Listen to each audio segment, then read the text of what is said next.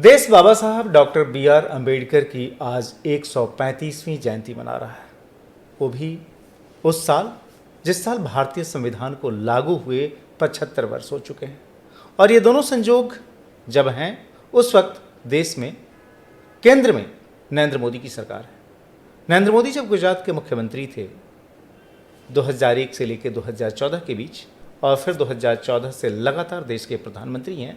इस दौरान बाबा साहब डॉक्टर अम्बेडकर को लेकर उनकी तरफ से ढेर सारे कार्य किए गए। यहाँ तक कि प्रधानमंत्री बनने के बाद से उन्होंने बाबा साहब से जुड़े हुए जो 5 महत्वपूर्ण स्थल हैं, उनके जन्मस्थल से लेकर उस जगह जहाँ पर कि उनका अंतिम संस्कार तक किया गया, या उससे पहले जो जिस जगह पर रह के उन्होंने लंदन में अपनी पढ़ाई की, जहाँ पर उनका देहांत हुआ, इन सभी जगहों को पंच तीर्थ के तौर पर डेवलप करने का काम किया गया। इस दौरान हमारे साथ किशोर मकवाना जी हैं, जो कि राष्ट्रीय अनुसूचित जाति आयोग के चेयरमैन हैं और नरेंद्र मोदी को उस दौर से जानते हैं जब वह राष्ट्रीय स्वयंसेवक संघ के प्रचारक हुआ करते थे। उन्होंने नरेंद्र मोदी की जीवनी भी लिखी है और साथ में बाबा साहब अम्बेडकर को लेकर नरेंद्र मोदी का जो दृष्टिकोण है उसको लेकर एक पुस्तक भी संपादित की है। किशोर भाई, स्वागत है आपका। नमस्ते। मैं आपसे समझना चाहता हूं, चूँकि मुझे लगता है कि आप बचपन से एक तरह से नरेंद्र मोदी को जानते हैं। जब आप अपने बाल्यावस्था में थे एक तरह से, और मोदी जी संघ के प्रचारक थे, और उस दौरान भी जो अहमदाबाद का जो ग्रामीण इलाका है धोलका का, वहाँ पर आपने उनको दलित बस्तियों में जाकर काम करते हुए देखा।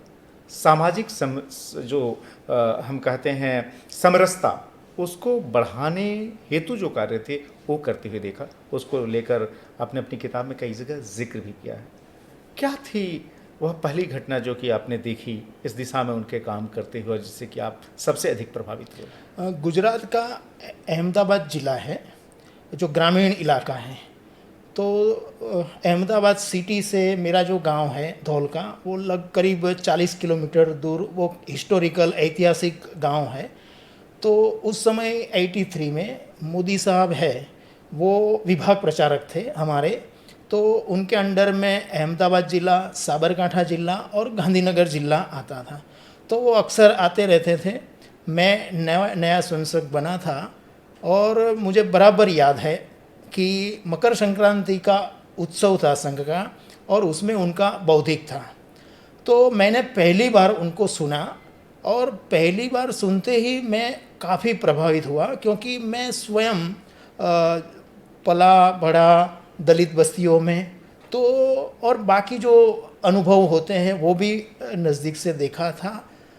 और यहाँ संघ में आने के बाद एकदम विपरीत अनुभव था कि एकदम आत्मीयता, समरसता, बंधुत्व, अपनत्व, एकत्व का ये था वातावरण।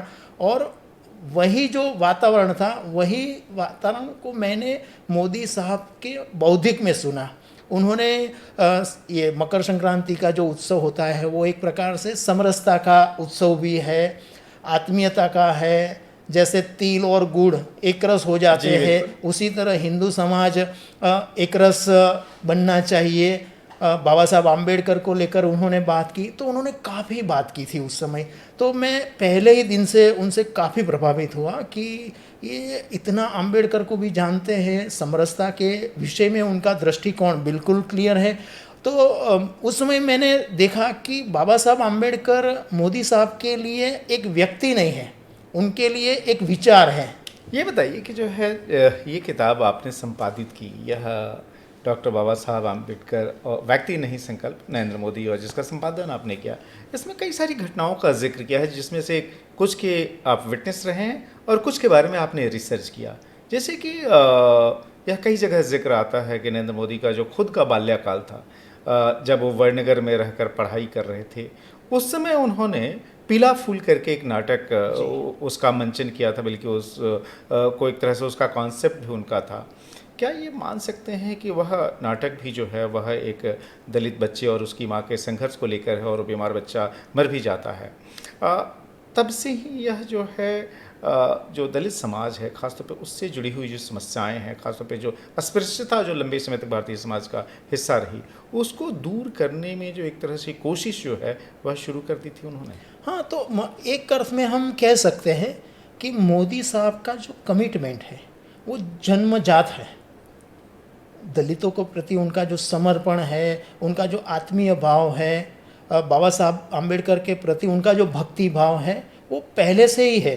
तभी तो वो 14-15 वर्ष के थे उस समय उन्होंने ये पीलू फूल करके नाटक लिखा, खुद ने ही लिखा, खुद ने ही उसको मंचन किया। तो ये जो उन्होंने घटना उसमें मतलब ये लिखा है जो नाटक, वो इतना मार्मिक, इतना हमें हृदय में पीड़ा हो इस प्रकार का उन्होंने लिखा। तो मेरे मन में ये पीलो फूल पढ़ के कभी कभी आता है कि इतना 14-15 साल का उस समय का जो युवा किशोर बोल सकते हैं हम, तो उनके अंतःकरण में कितनी ये संवेदना है, पीड़ा है, ये अस्पृश्यता को लेकर, ये जो समाज का जो मानसिक रोग है उसको लेकर। ये पीलू फूल में उन्होंने लिखा है कि एक माँ है, उसका बच्चा है, बच्चा बीमार हो जाता है और बीमार इतना हो जाता है कि उसके लिए दवा की ज़रूरत पड़ती है। तो वो अनेक लोगों से मिलती है, कोई दवाई करने के लिए कोई वैद्य भी तैयार नहीं होता। तो कोई उसे कहता है कि आप मंदिर में जाइए, मंदिर में से वो फूल आते हैं, वो अपने बच्चे को सुंघाइए तो वो ठीक हो जाएगा। तो उनको वो मंदिर जाती है तो मंदिर में उनको प्रवेश नहीं मिलता। वो जो महिला है, बहन है, वो दलित है तो उसे मंदिर में प्रवेश नहीं मिलता, उसे वो फूल भी नहीं मिलता। वो रोती हुई, बिलखती हुई मांगती है फूल, मगर उसे देते नहीं हैं, मंदिर में भी अंदर प्रवेश नहीं होने देता। वो घर आती है तब उसका बच्चा मर गया है। मतलब इतना मार्मिक, इतना पीड़ादायक, इतना संवेदनशील उन्होंने ये उस समय उन्होंने नाटक में लिखा है। तो उनका कमिटमेंट बाल्यावस्था से है जो आज भी हमें दिखाई देता है। तो जब आप कमिटमेंट की बात करते हैं तो शायद वही कमिटमेंट तो नहीं था कि जब वो उन्होंने एक तरह से कह सकते हैं कि जो पब्लिक लाइफ, सार्वजनिक जीवन तो उनका शुरू हो गया था संघ के प्रचारक के तौर पर ही, लेकिन जो उन्होंने अपनी प्रशासनिक जर्नी जो शुरू की और जिसको कि हम पब्लिक सर्विस का एक दूसरा पहलू कहते हैं, जिसमें कि आप सरकार में रह कर लोगों की सेवा करते हैं, जब वो गुजरात के मुख्यमंत्री बने 7 अक्टूबर 2001 को, और तब से वो लगातार प्रशासन में, जो कि अपने आप में एक रिकॉर्ड है कि आप मई 2014 तक गुजरात के मुख्यमंत्री हैं और तब से लगातार देश के प्रधानमंत्री हैं। जब 7 अक्टूबर 2001 को गांधीनगर के हेलीपैड ग्राउंड पर उन्होंने गुजरात के मुख्यमंत्री पद की शपथ ली पहली बार, उसके बाद से गुजरात के मुख्यमंत्री का जो आधिकारिक आवास है उसमें जब वो प्रवेश करने गए, और वहाँ पर भी जो गुजरात में जो ट्रेडिशन है कि एक मटकी के साथ जो है वो प्रवेश किया जाता है, और उसके लिए उन्होंने चुनाव किया एक दलित कन्या का जी। यह क्या उसी का एक्सटेंशन था, उस कमिटमेंट का जो मन में वो जो उसमें पीड़ा थी कि मंदिर में प्रवेश नहीं करने दिया गया, जो उन्होंने नाटक की में दिखाया, वह जब मुख्यमंत्री के तौर पे जब प्रवेश करने जा रहे थे अपने ऑफिशियल रेजिडेंस में, तो उन्होंने उस दलित कन्या का चयन किया था उसके? हाँ, तो वो रवीना जाधव करके एक बच्ची थी और धनतेरस का दिन था, शुभ दिन था, उसी दिन उन्होंने कुंभ का स्थापन वो दलित बच्ची थी उसके हाथों रखवाया। तो उनका जो कमिटमेंट है वो बाल्यावस्था लेकर मुख्यमंत्री बने तब भी हमें दिखाए। उससे पहले भी एक दो घटना आपको जरूर बताऊंगा कि दानी लिमड़ा की एक घटना का आपने जिक्र किया, वो अम्बेडकर के कार्यक्रम में गए थे 87 में। उससे भी पहले वो जब संघ के प्रचारक थे तो एक दिन वो घूमते घूमते अपने जो बड़े भाई है सोम भाई, उनके घर गए महसाणा में। तो उस समय उनका जो सोम भाई है, उनकी जो धर्म पत्नी है, वो कुछ युवाओं को जो पढ़ने वाले बच्चे थे उनके लिए वो अपने घर पे भोजन के लिए वो बुलाते थे। तो नरेंद्र भाई जब भोजन के लिए गए तो उन्होंने अपनी भाभी को पहला ही प्रश्न ये पूछा कि आपके घर जो बच्चे आते हैं, जो युवा आते हैं भोजन के लिए, उसमें आप कोई दलित युवाओं को भोजन कराती है कि नहीं? अच्छा। मतलब उस समय भी उन्होंने यही सवाल पूछा। बाद में अहमदाबाद कॉरपोरेशन में पहली बार भाजपा आई थी, बिल्कुल 87 में पहली बार। उस समय उन्होंने चातुर्मास के समय था, उस समय 4 महीने के लिए अपने जो जगत गुरु शंकराचार्य है स्वरूपानंद जी जी पूजनीय, वो वहाँ उनका निवास था। अहमदाबाद के अंदर। तो उस समय उन्होंने गुजरात की पहली बहन थी शारदाबेन वडादरा करके, वो वाल्मीकि समाज की पहली बहन पीएचडी बनी थी, पीएचडी की डिग्री पहली PhD हासिल करने गुजरात की पहली वाल्मीकि समाज की। उस वाल्मीकि बहन का जो सम्मान था वो शंकराचार्य के हाथों रखवाया उन्होंने। कितना बड़ा मैसेज था तो अपने ये एक मतलब एक बहुत बड़ा मैसेज है कि आदि जगत गुरु शंकराचार्य है, मतलब शंकराचार्य स्वयं हिंदू समाज के, हिंदू धर्म के इतने बड़े शंकराचार्य पद पर रहने वाला एक पूजनीय व्यक्ति है, पूजनीय संत है, शंकराचार्य है। वह सम्मान उनके हाथ है, ये जो वाल्मीकि समाज है की बहन है, उनके हाथों सम्मान कर ले रही है वो। इतना ही नहीं, बाद में ये जो बहन थी वो तो एक छोटे पद पर थी कॉरपोरेशन में, उनको पीआरओ के पद पर नियुक्त किया। तो मोदी साहब का ये बहुत बड़ा कमिटमेंट है। एक और बात कहूँ, जब 1990 में बाबा साहब आम्बेडकर की शताब्दी थी, उस समय जो वहाँ सरकार थी चिमन भाई पटेल और कोलैबोरेशन की, केशु भाई वगैरह की, तो उस समय ये जो पूरी महोत्सव चलने वाला था साल भर शताब्दी का, उसकी जो टीम बनी थी, समिति बनी थी, उसमें भी मोदी साहब थे। ओहो, हाँ, तो मतलब कि उनका पहले से ये एक कमिटमेंट है कि समरसता, ये आत्मीयता, ये समाज में समरसता बढ़नी चाहिए। जो समाज के अंतिम छोर पर बैठा हुआ व्यक्ति है उसका उत्थान होना चाहिए, उसे मान सम्मान आदर मिलना चाहिए। ये जो आपने 87 की घटना का जिक्र किया, दाणी लिमड़ा इलाके की बात की, मुझे ध्यान है कि 85 में अहमदाबाद में जो उस समय रिजर्वेशन को लेकर जो आंदोलन चला और एक तरह से फिर वो कास्ट राइट्स में कन्वर्ट हो गया था और बहुत जगह दलित बस्तियों पे हमले भी हुए थे। उस समय सामाजिक समरसता को बनाने के लिए मुझे जहाँ तक याद है, आप बल्कि वो किस्सा ज़्यादा विस्तार से बता पाएंगे, कि जो उडुपी के जो महात्मा जी थे, जो कि उमा भारती के गुरु के तौर पर भी मशहूर है, जी विश्वेश तीर्थ जी, उनको लेकर आए थे अहमदाबाद नरेंद्र मोदी जी। हाँ, तो एक प्रकार से मतलब कि गुजरात की जो सामाजिक जो सिस्टम है, सामाजिक व्यवस्था, उसे तहस नहस करने वाला ये आरक्षण आंदोलन था। पूरे हिंदू समाज को एक तरह से तोड़ देने वाला ये आंदोलन था। और उस समय भी नरेंद्र भाई मोदी और बाकी जो लोग थे वो एक प्रकार से समाज में आत्मीयता बढ़े, और जिनके विरुद्ध ये आंदोलन शुरू हुआ है, ऐसा जो ये दलित समाज था, उनके प्रति एक आदर का भाव बढ़े, आत्मीयता बढ़े और समाज में कटुता का भाव पैदा ना हो। इसलिए उस समय ये जो अपने विश्वेश तीर्थ जी थे उनको यहाँ बुलाया, उनको दलित बस्तियों में ले गए। तो ये एक प्रकार से बहुत बड़ा मैसेज था हिंदू समाज को।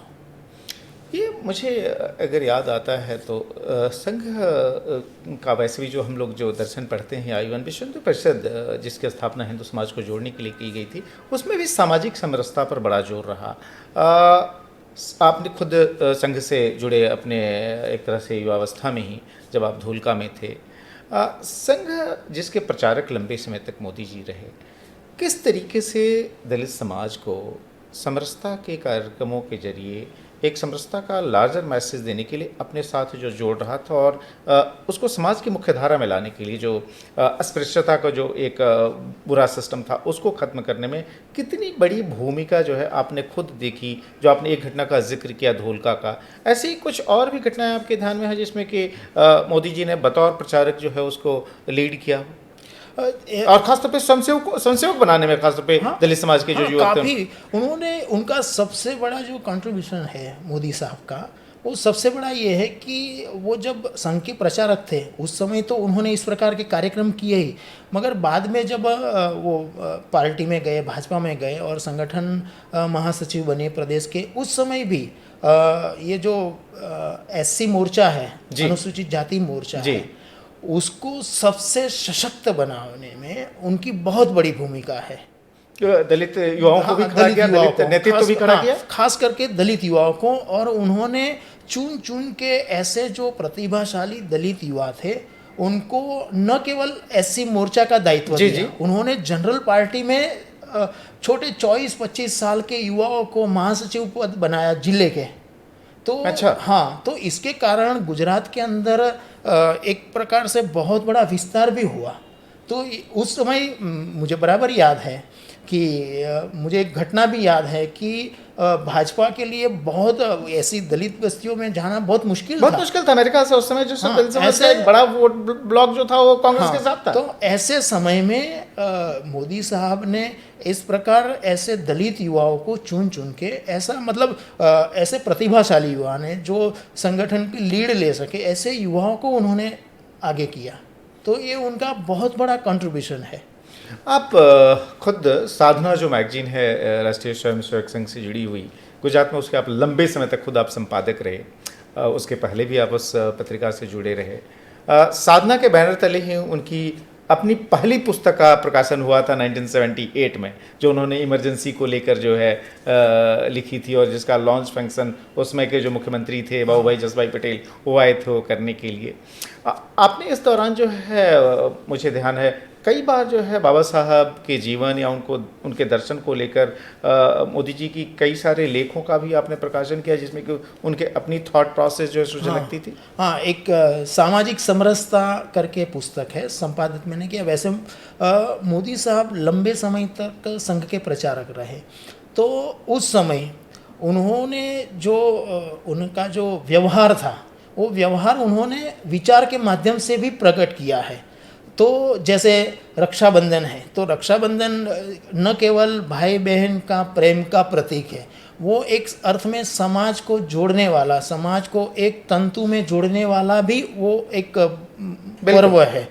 तो उसको लेकर उन्होंने लेख लिखा था, रक्षाबंधन पर्व सामाजिक समरसता का एक महोत्सव, ऐसा उन्होंने एक लेख लिखा था। बाद में उन्होंने स्वामी विवेकानंद का सामाजिक समरसता में बहुत बड़ा उनका भी योगदान है। तो सामाजिक समरसता और स्वामी विवेकानंद, उसको लेकर भी उन्होंने काफ़ी विचार व्यक्त किए हैं। उसी तरह ये जो राम जन्मभूमि आंदोलन है जी, ये राम जन्मभूमि आंदोलन जो है वो एक अर्थ में जो एक सामाजिक क्रांति है उसका एक नवघोष है। इस प्रकार का उन्होंने एक लेख लिखा, और उन्होंने लिखा कि ये जो राम जन्मभूमि आंदोलन है ये केवल मंदिर निर्माण तक का आंदोलन नहीं है, एक अर्थ में समाज को एकता के, एकात्मता के, समरसता के, बंधु भाव से जोड़ने वाला भी ये एक आंदोलन है, राम जन्मभूमि आंदोलन। ये मैसेज देने वाला उन्होंने आर्टिकल 89 में लिखा था। ये सारे जो उनके आर्टिकल्स थे इस प्रकार के मैसेज देने वाले। और साथ साथ बाद में जब वो मुख्यमंत्री बने, बिल्कुल, तो मुख्यमंत्री बने उस समय उन्होंने अनेक स्थान पर डॉक्टर बाबा साहब आम्बेडकर को लेकर भी प्रवचन किए थे। जो समाज के छोटे, मतलब जिसे हम पिछड़े जाति बोलते हैं, ऐसे पिछड़ी जातियों में भी वो कहीं जगह पर गए थे, वहाँ पर उन्होंने जो प्रवचन किए थे वो सारा का संपादन मैंने इस पुस्तक में किया है। आपने राम जन्मभूमि आंदोलन का जब आप जिक्र कर रहे थे कि किस तरीके से पूरे समाज को भी जोड़ने का अभियान था, सिर्फ मंदिर निर्माण ही नहीं था, उस सिलसिले में मुझे याद आता है कि एक एकात्मता यात्रा भी निकली थी 1984 में, और उसका एक बहुत बड़ा आयोजन हो, चुकी ख़त्म जाके मेरे ख्याल से सोमनाथ में हो रही थी, तो एक बड़ा आयोजन अहमदाबाद में भी हुआ था। उस समय भी जो है समाज के अलग अलग हिस्सों को जोड़ने का एक तरह से वो बड़ा आयोजन बन गया था अहमदाबाद में, जो साबरमती के किनारे जो हुआ था वो कार्यक्रम। मतलब ये जो एकात्मता यात्रा थी 83 में निकली थी, मगर उससे पहले एक घटना और घटी थी जो पूरे समाज को झकझोर देने वाली घटना थी। वो जो तमिलनाडु की मीनाक्षीपुरम में, मीनाक्षीपुरम में धर्मांतरण का बहुत मतलब एक हिंदू समाज पर आघात करने वाली वो घटना। और ज्यादातर जो धर्मांतरित हुए थे दलित समाज के लोग थे, दलित समाज के लोग मुस्लिम बन गए थे, और पूरे हिंदू समाज को एक पर आघात करने वाला वो घटना। तो एक तो ये घटना घटी थी 81 की बात है, 81-82 में, और उसके तुरंत बाद ये यात्रा निकली थी। तो स्वाभाविक है कि मोदी साहब उस समय संघ के प्रचारक थे, वो उस समय बड़ौदा में थे, बड़ौदा विभाग प्रचारक थे। तो उस समय भी ये यात्रा कैसे सफल हो, इसलिए उन्होंने काफ़ी आयोजन किया था कि ये यात्रा हर गांव तक था। साथ साथ उस समय इस यात्रा में एक और भी था कि ये यात्रा में एक गंगा जल की छोटी सी बोतल भी थी, वो भी लोगों को देते थे, ताकि हिंदू समाज की एक आस्था है। बिल्कुल। और एक अर्थ में ये जो एकात्मता यात्रा है वो हिंदू समाज को जोड़ने वाली बहुत बड़ी मूवमेंट बन गई थी पूरे गुजरात के अंदर। निश्चित तौर पर। अब मुझे थोड़ा आपसे ये समझना चाहता हूँ कि आपने जो है उनको संघ के प्रचारक के तौर पर भी करीब से देखा, एक पत्रकार के नाते जब वो गुजरात के मुख्यमंत्री थे उस समय को भी आपने उसकी समीक्षा की, विवेचना की।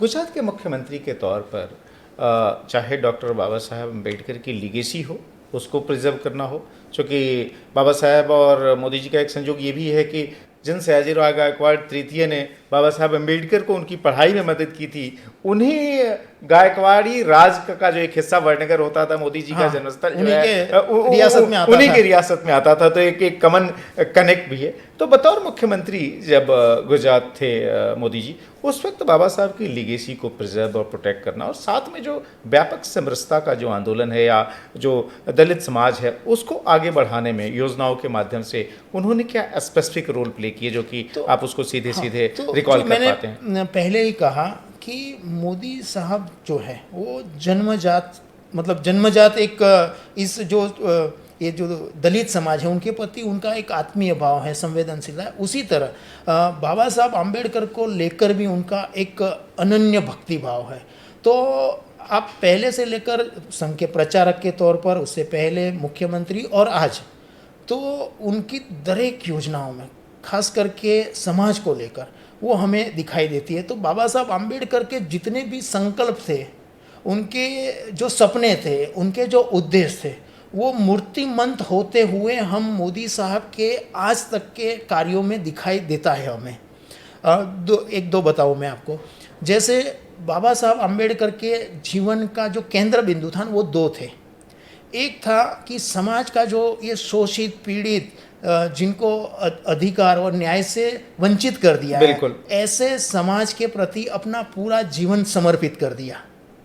और दूसरा था राष्ट्रहित सर्वोपरि, नेशन फर्स्ट। ये बाबा साहब आम्बेडकर के दो उनके जीवन के केंद्र बिंदु थे और ये दोनों के लिए ही उन्होंने अपना पूरा जीवन समर्पित कर दिया था बाबा साहब आम्बेडकर। बिल्कुल मोदी साहब में भी ये दो हमें उनके अंतर्मन में दिखाई देते हैं कि समाज के जो शोषित वर्ग है, जो पीड़ित वर्ग है, उनके प्रति उनका जो भक्ति भाव है, उनके लिए वो कल्याणकारी भाव है, वो उनकी हर योजना में दिखाई देता है। और राष्ट्रहित सर्वोपरि वो तो उनका जीवन का मंत्र ही है, वो दिखाई देता है। तो जब वो गुजरात के मुख्यमंत्री बने तो ऐसी अनेक योजनाएं हैं जो अभी हमें आयुष्मान योजना देखते हैं, वही योजना थी। दूसरा, बाबा साहब आम्बेडकर का एक और विज़न था जी। जैसे ये पीड़ित वर्ग के लिए विज़न था, उसी तरह देश उत्थान के लिए, देश आधुनिकता के दौर में आगे बढ़े, वो उनका विज़न था बाबा साहब का। मोदी साहब की जो कल्याणकारी योजना है, उज्ज्वला योजना है, आयुष्मान योजना है, सब वो लोगों को पता है। मगर एक और बात है, वो बहुत कम लोग उनकी चर्चा करते हैं, खास करके गुजरात को लेकर। बाबा साहब आम्बेडकर श्रम मंत्री तो थे, साथ साथ वो जल मंत्री भी थे उस समय। तो उस समय उन्होंने नदी पर बड़े डैम बनने चाहिए, वो विज़न प्रस्तुत किया बाबा साहब आम्बेडकर ने। और उन्होंने ओडिशा की जो डेल्टा नदी थी उस पर ये डैम बनना चाहिए, उसका उन्होंने विज़न, उसके पीछे उनका भाव ये था कि जब उन्होंने लिखा भी है बाबा साहब ने कि बारिश आती है तब लाखों गैलन पानी ऐसे ही व्यर्थ सागर में चला जाता है, तो ये रोकना चाहिए और कृषि, पीने के लिए और उद्योग, तीनों में उसका उपयोग करना चाहिए। और साथ साथ नदी है उसका संधान एक और नदी में करना चाहिए। तो आप गुजरात के मुख्यमंत्री थे मोदी साहब, उस समय ये बाबा साहब आम्बेडकर ने 45 में जो विज़न प्रस्तुत किया था, वो उन्होंने अहमदाबाद की साबरमती नदी में जी, जब नर्मदा का पानी जो है इम्प्लीमेंट किया कि आज जो अहमदाबाद में जो नाम तो साबरमती नदी है मगर उसमें पानी नर्मदा का है। उसी तरह सिद्धपुर के अंदर जो सरस्वती नदी है उसमें पानी उन्होंने बहाया, उसमें भी नर्मदा का चला। तो ये हमें दिखाई देता है। और एक बाबा साहब ऊर्जा मंत्री भी थे जी बिल्कुल। और उस समय भी उन्होंने यही विज़न प्रस्तुत किया था कि गरीब के लिए गांव-गांव तक बिजली जानी चाहिए। तो गुजरात में उन्होंने 24 घंटा बिजली ज्योति ग्राम योजना ये प्रस्तुत की और आज भी उन्होंने यही किया, जो कि पूरे देश में लागू किया, पूरे देश में लागू है। तो इस प्रकार की अनेक लोक कल्याणकारी योजनाओं के साथ साथ ये विकास की जो योजनाएं हैं, राष्ट्र विकास की, ये सभी योजनाएं उन्होंने मूर्तिमंत की। एक और भी बात है जो आज मेकिंग इंडिया, स्टार्टअप वगैरह की जो बातें हो रही है, जो मोदी साहब ने काफ़ी उनका इम्प्लीमेंट किया, तो ये सभी बातें बाबा साहब आम्बेडकर ने 44 में ये सब बातें कही कि भाई सिर्फ कृषि से हमारा भला नहीं होगा, बिल्कुल। साथ साथ उद्योग भी देश में होने चाहिए और देश का औद्योगिकरण होना चाहिए। तो स्टार्टअप में हमें वो दिखाई देता है, मेकिंग इंडिया में वो हमें दिखाई देता है, स्टार्टअप इंडिया में दिखाई देता है। तो स्टार्टअप इंडिया में हमें वो दिखाई देता है, मेकिंग इंडिया में वो हमें दिखाई देता है।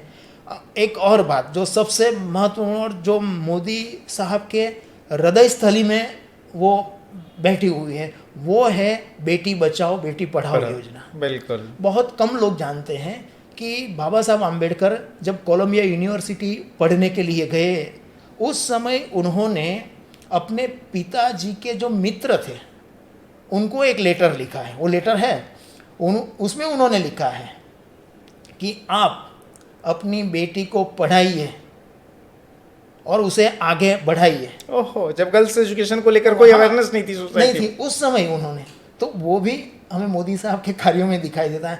तो इस प्रकार की अनेक योजनाएं, अनेक कल्याणकारी बातें, योजनाएं हैं, कार्यक्रम है, गरीब कल्याण मेला है, उज्ज्वला है, सब में हमें वो दिखाई देता है। किशोर भाई, अब तो आप खुद राष्ट्रीय अनुसूचित जाति आयोग के अध्यक्ष हैं, चेयरमैन हैं।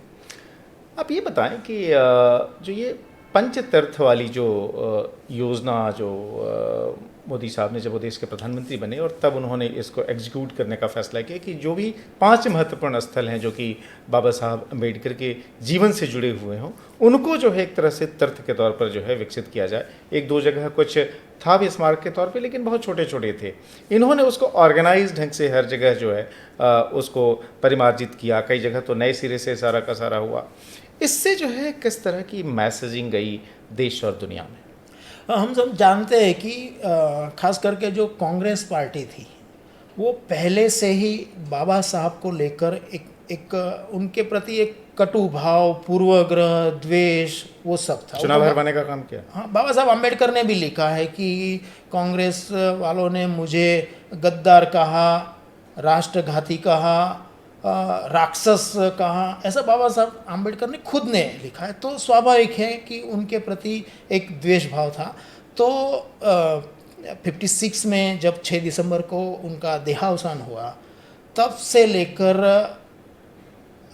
90 में खास करके मध्य प्रदेश में गवर्नमेंट आई, तब तक बाबा साहब का इस देश में कोई स्मारक नहीं था, कोई नाम लेने के लिए हिम्मत नहीं थी। उस समय मध्य प्रदेश की गवर्नमेंट थी, सुंदरलाल पटवा मुख्यमंत्री थे। उस समय उन्होंने जहाँ जन्म स्थान है बाबा साहब का, महू जी, वहाँ पर स्मारक बनाने की योजना उन्होंने बनाई, मगर थोड़े समय में ही राम जन्मभूमि आंदोलन के कारण उनकी सरकार को बर्खास्त कर दिया कांग्रेस सरकार ने, उस समय की केंद्र सरकार ने। तो वो बाद में जब दोबारा सरकार बनी भाजपा की, उस समय वो दोबारा कार्य शुरू हुआ। तो ऐसे छोटे थे, मगर पूरे भारतवर्ष में हम एक अर्थ में इस राष्ट्र के संविधान निर्माता जो बाबा साहब आम्बेडकर हैं, उनका कोई ऐसा ना तो कोई ऐसा नाम लेने के लिए कोई बड़ा स्मारक था, ऐसा कोई था ही नहीं। मगर जैसा मैंने कहा कि बाबा साहब आम्बेडकर को लेकर मोदी साहब के हृदय में एक अनोखा, एक अद्वितीय ऐसा भक्ति भाव है। तो जैसे ही वो प्रधानमंत्री बने तो उन्होंने जो पंचतीर्थ बोलते हैं, ऐसे एक के बाद एक, जैसे उनका जो जन्म स्थान है महू, उसे भव्य बनाने का उन्होंने संकल्प जाहिर किया। उसी तरह जहां बाबा साहब का देहावसान हुआ 26 अलीपुर रोड पर, वहाँ पर एक भव्य स्मारक बनाया। वो स्मारक मैं हर एक को कहता हूँ कि आपको एक बार वो स्मारक देखना चाहिए। उसी तरह बाबा साहब आम्बेडकर ने जहाँ दीक्षा ली थी बौद्ध धर्म की, वहाँ पर एक भव्य स्मारक बनाने का एक कार्य शुरू हुआ। उसी तरह जहाँ बाबा साहब आम्बेडकर का अंतिम संस्कार हुए चैत्य भूमि मुंबई में, वहाँ पर एक भव्य स्मारक यहाँ तक बना। कि जहाँ पर रहकर लंदन में पढ़ाई की हाँ, उसको मैं वही जी, वो जो पांचवा है जी, पांचवा वो जो है। लंदन में वो जहाँ पढ़े थे, जहाँ से उन्होंने सब डिग्रियाँ ली, तो वो भव्य। साथ साथ ये इतना ही नहीं कि ये सिर्फ स्मारक रहेगा, साथ साथ यहाँ से जो पढ़ने वाले युवा दलित जाएंगे उनके लिए भी ये स्मारक खुला रहेगा। तो ये एक अर्थ में एक भव्य दिव्य बनाने का जो संकल्प मोदी साहब ने लिया, ये बाबा साहब अम्बेडकर के जीवन से जुड़े, ये मुझे लगता है कि ये जो आज की पीढ़ी है और आने वाली जो पीढ़ी है उनके लिए बहुत बड़ा, ये पांचों जो तीर्थ है वो एक बहुत बड़ी प्रेरणा स्थली बनने वाले हैं। किशोर भाई, आप बचपन में जब पहली बार नरेंद्र मोदी से मिले धोलका में, जब वो संघ के प्रचारक थे, विभाग प्रचारक थे यहाँ तक कि, और आज जबकि आप खुद राष्ट्रीय अनुसूचित जाति आयोग के अध्यक्ष हैं, जबकि वो देश के प्रधानमंत्री और 2014 से लगातार इस पूरे पीरियड को अगर हम बात करें 70s से लेकर आज हम 2025 में बैठ के ये बात कर रहे हैं, और ख़ासतौर पर अगर इनके हम एडमिनिस्ट्रेशन की बात करें पिछले 10 साल से 2014 से जब से सरकार में है मोदी जी, जो दलित समाज है उसके उत्थान के लिए जो कार्य किए गए हैं और जो ओवरऑल आप स्थिति पाते हैं पिछले 5 दशक में, वह जो है कितनी जो है सकारात्मक हुई है, जिसमें कि समरसता जो है या जो इंटीग्रेशन हम कहते हैं, जिसमें कि जीवन के हर क्षेत्र में जो अवसर हैं उसकी समानता को इंश्योर करने में, और ख़ास तौर पे मोदी सरकार की तरफ से जो कार्य किए गए हैं उसको आप कितना इफेक्टिव मानते हैं? तो एक मैंने जैसे कहा ना कि बहुत कम मैंने ऐसे व्यक्ति को देखा है कि उनके विचारों और कार्यों में, व्यवहार में एक समानता होती है बाल्यावस्था से लेकर आज तक। वो मोदी साहब में दिखाई देती कि एक समानता दिखाई देती है। बचपन पे उनका जो कमिटमेंट था वो आज प्रधानमंत्री हैं तब भी दिखाई देता है। और साथ साथ बाबा साहब आम्बेडकर ने जो संविधान हमें दिया, आज उसका 75 वर्ष की यात्रा चल रही है, तो उसमें चौथा खंड है मार्गदर्शक सिद्धांत। तो जो मार्गदर्शक सिद्धांत है वो हमें मतलब जो सत्ता पर बैठे हुए हैं उनके लिए एक मतलब एक बाबा साहब आम्बेडकर ने तो तीसरा और चौथा जो ये खंड है उसे संविधान की आत्मा कहा है। तो एक अर्थ में ये मार्गदर्शक सिद्धांत है, वो एक आत्मा है संविधान का। उसमें जो सत्ता पर बैठे जो लोग हैं उसे किस प्रकार से लोक कल्याणकारी कार्य करने चाहिए, इस प्रकार का दिशा दिया है। उसमें मतलब आदेश नहीं दिया है, उसमें सत्ता पर बैठे लोगों के विवेक पर छोड़ दिया है लोक कल्याण के कार्यों को। तो मुझे लगता है कि ये जो संविधान की जो आत्मा है मार्गदर्शक सिद्धांत, उसको 100% इम्प्लीमेंट मोदी साहब कर रहे हैं कि लोक कल्याण जो है, लोक कल्याण को उन्होंने व्यवहार में लाया। उनकी सभी योजनाओं में हमें लोक कल्याण दिखाई देंगे। मुख्यमंत्री थे तब भी और आज भी। तो मुझे लगता है कि एक अर्थ में बाबा साहब आम्बेडकर का जो कोई सपना था कि जो ये पीड़ित समाज है, दलित समाज है, वो सशक्त बने, वो आगे बढ़े, शिक्षा के तौर पर हो या उद्योग के तौर पर हो, छोटे मोटे कारोबार के तौर पे हो, सभी क्षेत्रों में वो हमें दिखाई देता है। ये बताइए, ऐसे में जब ये फिर आरोप कई बार विपक्ष की तरफ से लगता है कि भाई ये जो मोदी की जो सरकार है वह दलित विरोधी है, वो बाबा साहब के सिद्धांतों के खिलाफ जाकर काम करती है, तो आप इसको सिर्फ राजनीति से प्रेरित देखते हैं या फिर क्या लगता है आपको कि ये कोई मजाक है या क्या है? नहीं, एक वो तो स्वाभाविक है, पॉलिटिकली प्रोपेगेंडा तो चलता रहता है, मगर संविधान को सबसे अधिक अगर सम्मान किया है तो मोदी साहब ने किया है। आपको पता होगा कि 2010 में वो जब मुख्यमंत्री थे तो 2010 में संविधान के 60 वर्ष पूरे हो गए थे। तो भारत के इतिहास में ये दूसरी घटना थी कि किसी ग्रंथ को हाथी पर रख के उसकी शोभा यात्रा निकली। बिल्कुल, ये दूसरी घटना मैं इसलिए बता रहा हूँ जी। कि 1000 वर्ष पूर्व पाटन के अंदर हेमचंद्राचार्य जी। जो बहुत बड़े जैनाचार्य थे, उनके कालखंड में जो व्याकरण का बड़ा ग्रंथ था जी, वो बिल्कुल। हाथी पर रख के उसकी शोभा यात्रा निकली थी। उसके बाद 2010 में गुजरात के सुरेंद्रनगर शहर में निकली थी। तो संविधान को इतना सम्मान देने वाला, संविधान में लिखी हुई बातों को इम्प्लीमेंट करने वाला, बाबा साहब आम्बेडकर के सपने को साकार करने वाला, ये शायद ये मोदी साहब पहले व्यक्ति होंगे। और मुझे लगता है कि सिर्फ बाबा साहब अम्बेडकर ही नहीं, चूँकि आपने अभी सुरेंद्रनगर का जिक्र किया तो मुझे याद आया, जब 2002 में गौरव यात्रा वो कर रहे थे, गुजरात के अलग अलग हिस्सों से निकाल रहे थे, खासतौर पे 2002 के कम्युनल राइट्स के बाद जिस तरीके से गुजरात को लेकर एक नकारात्मक माहौल पूरे देश और दुनिया में क्रिएट किया गया था और उसको काउंटर करने के लिए उन्होंने गौरव यात्रा निकाली थी। उस गौरव यात्रा का एक चरण उन्होंने झांझरका से शुरू किया था, जो कि दलित पीठ के तौर पे मशहूर है। तो इस तरह के सिंबलिज्म और इस तरह का बिलीफ जो है उनके पॉलिटिक्स या राजनीतिक दर्शन का हिस्सा रहा है, और वो सिर्फ बाबा साहब के जरिए ही उसका ध्यान नहीं आता, बल्कि ऐसे प्रतीकों के जरिए भी आता है। हाँ बिल्कुल, मतलब कि उन केवल पॉलिटिकल नहीं है, उनका समाज के प्रति जो समर्पण भाव है वो भी उसमें दिखाई देता है। बहुत अच्छे। चूँकि जो है अम्बेडकर जयंती का अवसर है और मैं चाह रहा था कि वो व्यक्ति इस बारे में बताए जो कि मोदी जी को काफ़ी करीब से जानता हो, जिनके जीवन पर काम किया हो और जो कि खुद एक तरह से कह सकते हैं कि जिनकी एक पैनोरमिक दृष्टि हो। किशोर भाई, आपने इस पूरे विषय पर इतने विस्तार से बताया, उसके लिए आपको बहुत बहुत धन्यवाद। और आपकी अगुवाई में आयोग जो है ऐसे ही काम करता रहे अच्छे ढंग से, इसके लिए बहुत सारी शुभकामनाएं। आपको भी बहुत बहुत शुभकामनाएं। और बाबा साहब आम्बेडकर का जन्मदिन है तो आम्बेडकर जयंती की बहुत बहुत शुभकामनाएं। आपको भी धन्यवाद।